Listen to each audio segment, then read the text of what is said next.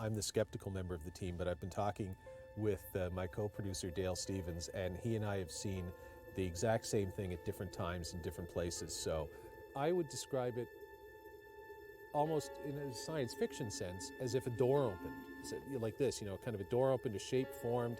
It was totally black and surrounded by the night sky, which is slightly illuminated from a town off in this direction, I guess. And then as soon as it was there, it was gone.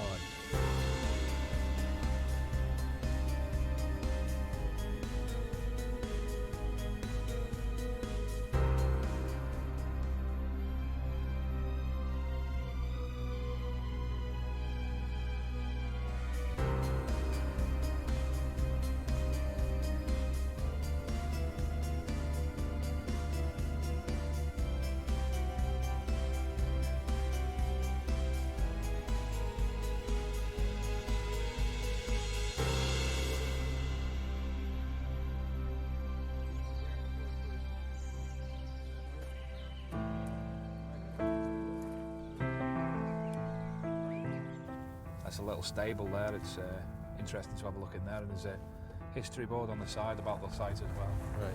Well, hopefully. Nope, Steve's already here. Oh yeah, it's Steve Mary. Right side. Okay, left side will do.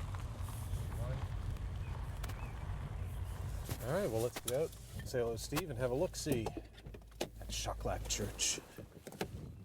Hi, Steve. Hey, guys. Hey, Steve. Good to see you again. Welcome to Shocklach. Thank you. Yeah. Good to see you again. Hey. Morning, Mr. Merritt. Hi, Dave. All right. So has anything paranormal happened to you while you've been waiting for us? No, not at the moment, but if we have a look around, get our stuff out, All right. check the place Fantastic. out. Well, give us the grand tour first, and then we'll pull this stuff out and set Certainly, everything yeah. up. Tell you what's what. Yeah. No problem. All right, guys, Great. let's go have a look. You're talking circa the 13th century for the building of the church. The original part, as you can see, on the left-hand side is a lot older than there was an addition. It was a small church, you needed an addition. So you've never been here before? No, this is my first time. This to is a- Shocklach. Ah. But, I'm aware of its the so-called experiences that have been reported here over the years. Right. Time slips, apparitions, and that's good enough to draw my attention. But you're the expert. Sorry, Dave. No, I'm not an expert. You're the one with a great deal of experience here. Yeah, I've been coming here now for 10 years. Hours-wise, you're probably looking at 3-figured hours spent at the site. You're talking 50-plus visits. I come here alone because I like the location, I like the tranquility. So away from the paranormal, that is. So you were saying that there are a couple of questions. You were telling me earlier there's a wow entrance, as you call it. Yeah, I would suggest that the entrance what we're near now, if you entered this gate rather than the gate we entered previously, there's more of a wow factor when you first enter the site, come through the trees, come through the gate, which is the old English swing gate that you have to bend round a bit. You see the church for the first time and it's wow, it hits you straight away. And let's go through a couple of things about the church, the experiences that you, the UPIA, have had here. Mm-hmm. Let's start with the little girl, the time slip. Yeah, we come to the site. It was my colleague's first time, and he brought his daughter along with him as well. We wanted to discuss something away from the prying ears of a child, so we walked to the rear of the church. At that point, we stopped. He lit a cigarette. He took one drag of it. We asked her to run away. She ran from behind the church. As she went round one corner of the church, she automatically appeared around the corner closest to us straight away within an instant. And I'm probably talking for an 8-year-old child to run that distance, anything up to 30 seconds. And in terms of audible disturbances, what have you been noticing here? I think probably involving the UPIA in particular, we've done several long periods of time at the site, and right at the end of one of the last instances, we were actually stood in a location where 5 UPI investigators were huddled together. At the end of any investigation, we give people free time, go where you want, do what you want, basically. And the 5 investigators were stood at this location and heard the sound of horses neighing and the hooves along the roadside. Now, that might not sound like anything. We're surrounded by fields, but the fields were empty. We had a 1,000,000-watt candle-powered torch. We checked the fields. There was nothing of consequence in the field. but in a historical documents, and we're talking dated back to the 1800s, there's actually a report of the Brayton funeral cortege, and obviously at the time it's not going to be hearses, it's going to be horse-drawn carriages, etc., coming down the site, and that's supposed to be an anniversary ghost. It's supposed to take place certain times of the year. After David finished relating some of the stories of paranormal activity at Shocklach, we all split up and went in different directions to explore the site on our own. As I was moving along the side of the church, I felt compelled to move into a remote corner of the grounds. Turning back towards the church, I was overcome with a sense that we were not alone. For whatever reason, this corner interested me. I walked up through, and obviously there was nothing going on, but I was standing in that area, and I turned and I looked at the rest of the church, the building, and nothing happened, but it felt like something was going on. And in my mind, I literally thought the words, something's happening.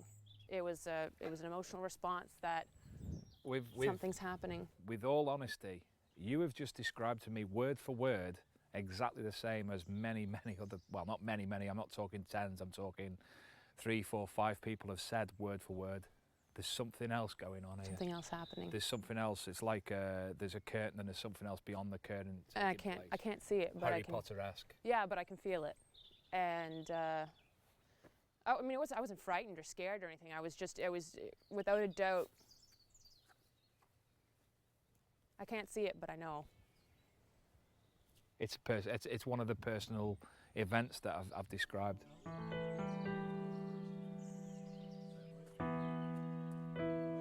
The sun was starting to set, so Paul, Steve, and Dave went back to the parking lot to set up some of the gear. I stayed behind to take some pictures of the church. It was only a few minutes later that the unbelievable happened. Hi, Holly. Hey. I believe you've had an experience. Something unusual? Yeah. I'm laughing because I'm awkward and uncomfortable.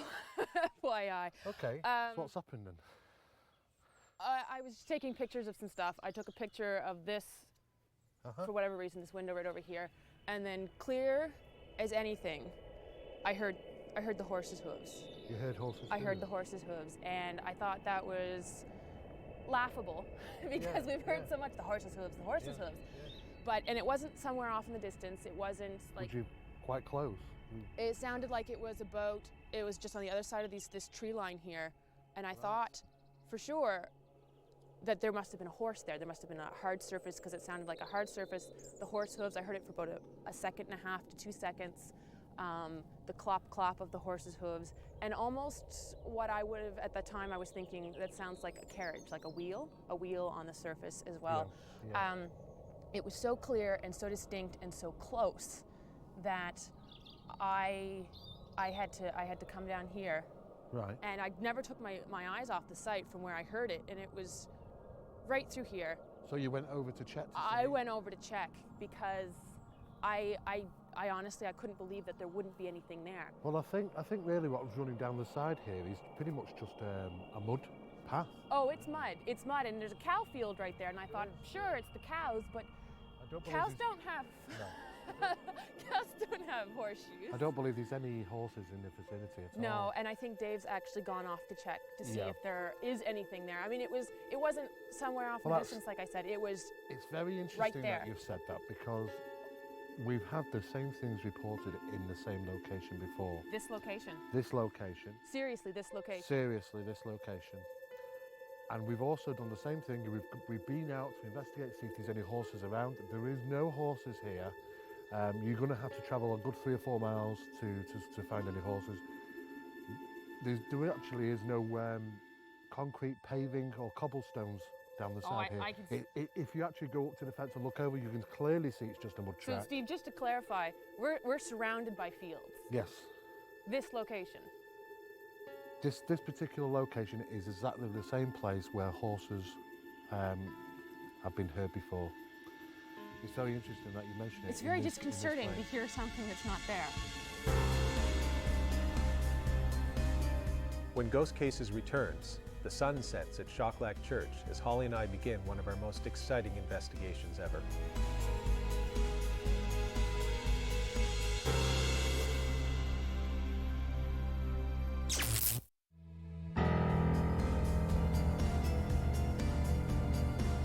As darkness descends on Shocklach Church, Holly and I start our investigation.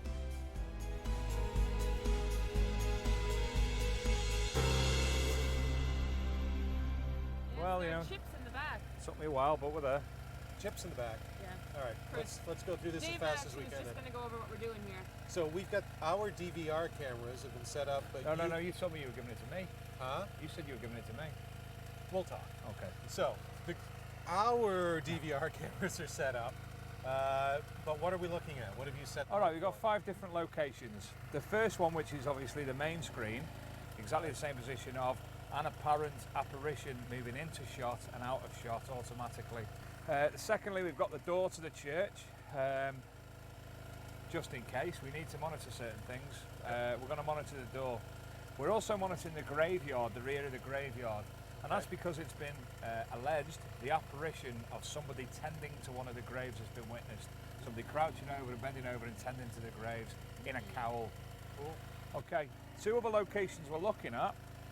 One is where Holly had her first experience this evening, and the final area is because that's where most people have witnessed the sound of the horse and the cart. Strangely, a different place to where Holly witnessed it, but that place. And additionally, because one of the members of the UPIA actually witnessed a figure in that area as well. And do we have a camera covering the area where you reported the time lapse? Yes. Thingy? Yes, that's also covered in one of these bottom areas. Okay. It's actually covering in the area where the time slip took place and the area where Holly had her experience this evening.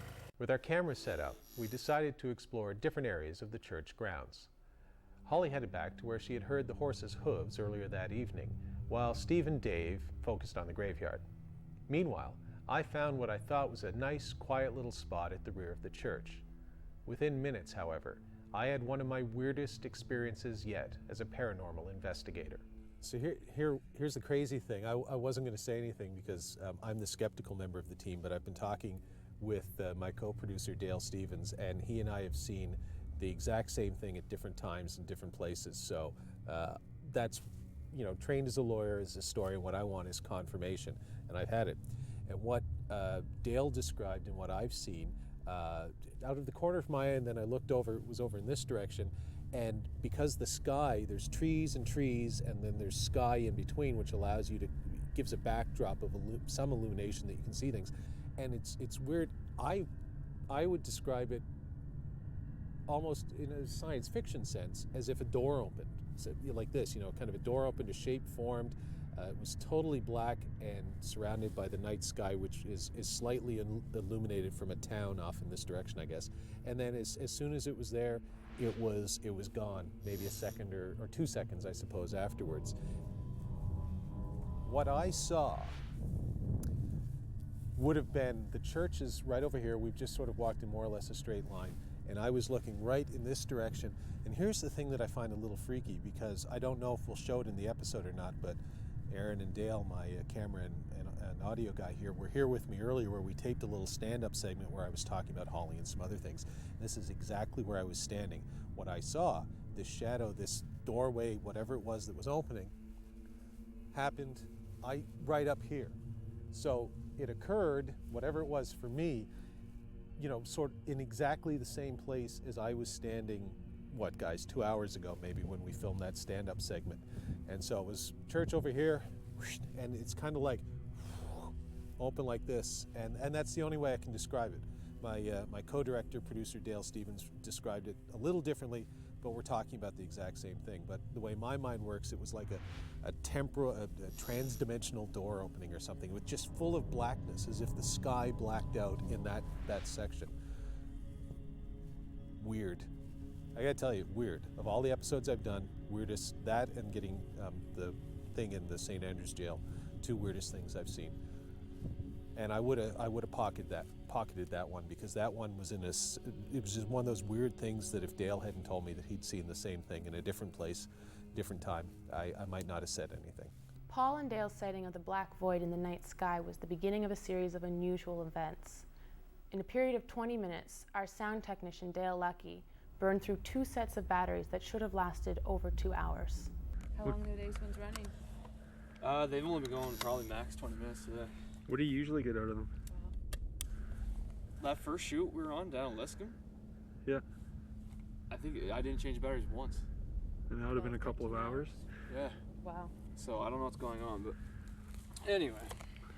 I had to change 4 times whilst I've been here.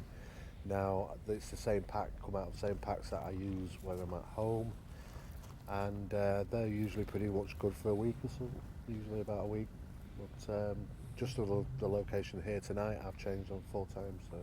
But it is quite common for people to report battery loss on equipment when the new batteries have been placed in them in areas where alleged paranormal phenomena takes place. So. After the troubles with the batteries, Steve reported seeing some unusual lights behind the church. It was this location here, and so I came straight over, because whilst I was over there looking, I saw what I thought was just a temporarily light just on the edges of these sort of tombs, and I came rushing over, trying to account for everybody where everybody was. The only person that wasn't with us was Dale, and he was at the far end. Down in the cemetery down area. in the cemetery, near the lower cemetery, just scouting around that area. I don't know if it was basically just that he's wandered the torch and it's just caught my eye as it swept this area. I'm not too sure, but I talked to Dale and he said that he didn't come over to this area with his torch. So, Well, here's the great thing about sort of the scientific method. We might be able to recreate that's right. Yeah. a torch from that far down. If we can get Dale to go right down to where he was earlier, and with his lift, it's only a very small torch. Yeah. And with his torch, just to flash over in this area, See if it and catches if we anything. can just go further, just round the corner a bit, and see if we can see that torch, then Okay. we'll have to find out. All right. We'll head down here, and Dale's going to swing his torch, as they say here in Britain, or as we would say, his flashlight, back here as if he was walking where he was, and we'll see if that creates any light effect over here. Yeah, that'll be wonderful. Yeah. And if it doesn't, then we have we some could anomaly, have perhaps. an anomaly. Yeah. All right. Let's go hang out down here. Yep. He's always pointing in that direction, It wouldn't have looked like that. and that's like lights the whole. Yeah, because as a flashlight works, the beam goes out. Yeah. And gets further and further apart the distance you're away. Yeah. And when Dale was down there and he flashed his light up here, it was too widespread. It was very focused, the light where I saw. Yeah. So I think we could have something on a little bit strange there. The only thing Dale suggested is that he was shining it down there where there are tombstones. There's a black tombstone down there. He thought maybe it had bounced off that, but no, we did that too, and there was nothing that went up there. After Paul and Steve conducted their experiment, Paul came over and updated me on what had been happening. And then he told me something else, that he'd actually been hearing things throughout the entire investigation. Horse hooves. What did you hear? Horse hooves, which I heard earlier. You did? Yeah. When? Earlier, when it was still light out. Why didn't you say anything? Same reason I didn't say anything about the thing until the thing. I always wait for corrupt. I would have said something at the end of the night. Are you serious? Yeah, I wasn't sure. I went on this long walk to see if it was the cows over there or anything that could have made the kind of thing. When Ghost Cases returns, Holly and I share an experience that seems to defy explanation. Over there, dark void in the sky over here, clip-clopping horse. I'm going to go over here and see what I can hear.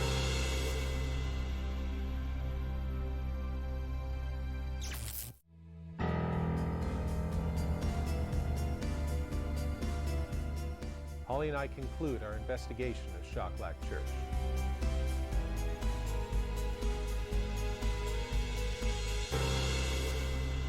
Are you serious? When Paul told me that he had actually heard the sound of the horse's hooves, I was irritated with him for keeping that information to himself. But I was also a little relieved that someone else was hearing the same things I was. And then we heard the sound of the horses again. It was the clip-clop, clip-clop, clip-clop, clip-clop, clip-clop. How'd it go? Clip-clop, clip-clop, clip-clop, clip-clop. Yeah. No, she was like, and I was like, yeah, no, I heard it at the same time. And then it disappeared. Didn't want to yell. She said, "Lo, yell and let everybody know." I said, "No, because there's cows over there, and I wanted to go over and make sure it wasn't a cow rubbing against the metal thing, which I had observed earlier." And then we just heard that, and that was a different sound. Yes? Yeah, I'm sorry. I'm just really cold. That's why I'm Oh, sorry. shaking. No. But we heard them both within like 3 minutes of each other, and they're different sounds, right? We heard a clip, clop, and then the metal sound, which we just heard, is different. Yeah, no. Unless it is cold, yeah. Clip, clop, clip, clop.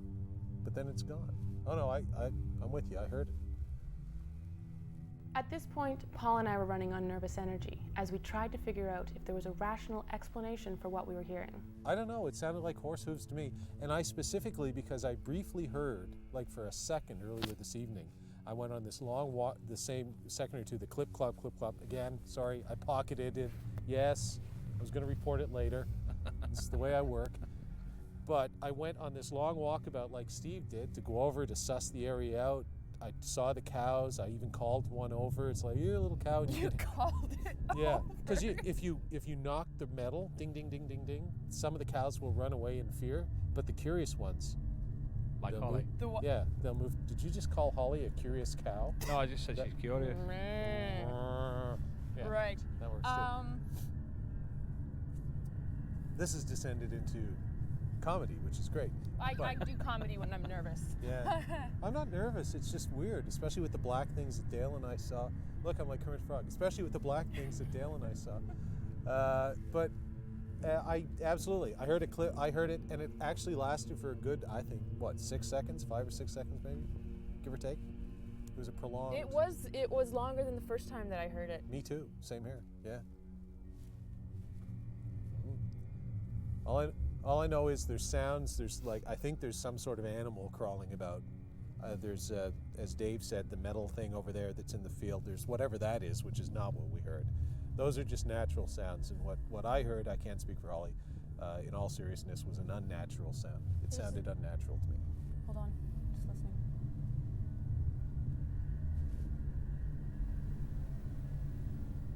Okay, yeah, I can hear a cow chewing. Yeah, those, I've already ruled all those things out from it, like boom, cows chewing, walking, all that stuff. Nope, sounded like clip, clop, clip, clop, clip, clop. That's my horse. Anyway, I'm just over there, dark void in sky over here, clip clopping horse. I'm gonna go over here and see what I can hear. Fantastic. I'll scream if I hear the clip clopping of the horse again. Excellent. Well, I won't really scream, but it will notify people in a professional fashion. Moving on. What happened to us that night at Shocklach Church? I still don't know. We don't have any photos of relevance, and our audio and cameras didn't pick up anything anomalous. But we all saw and heard things that we cannot explain. It's almost as if all night something was playing games with us. Shocklach is the type of investigation that you never want to see end. I can understand why my friend Dave Sadler has been drawn there over and over again, because the location is genuinely haunting and truly unforgettable. It's like black things in the sky and light anomalies over here and horse hooves. Ooh, this is and Dale asked me, it's like, are you scared or anything? I said, no, I'm not scared. I'm jacked up. This is exciting. This is fascinating. This is cool in a weird way. Because this is the kind of thing, if you're doing UFO research or any paranormal research or anything, it's like being a lawyer. You can read it all in the books, but until you get in a courtroom, until you get there in front of a judge with a witness and everything, you don't actually know how it works. And the same thing's true with paranormal investigation. You could do 50 of these and have nothing happen. And then you can come to a place like this and you can have multiple sort of things happening all in one night, and you realize, you know what, the 50 times where nothing happened, it's worth it to get the one time where you go to a place and whatever's happening, it's interesting, it's anomalous. Whether it's paranormal, I don't know, but it's certainly anomalous. And then you can do things like with the light thing that Steve saw and try a little experiment and rule things out. That's the way it should be done, and that is exciting.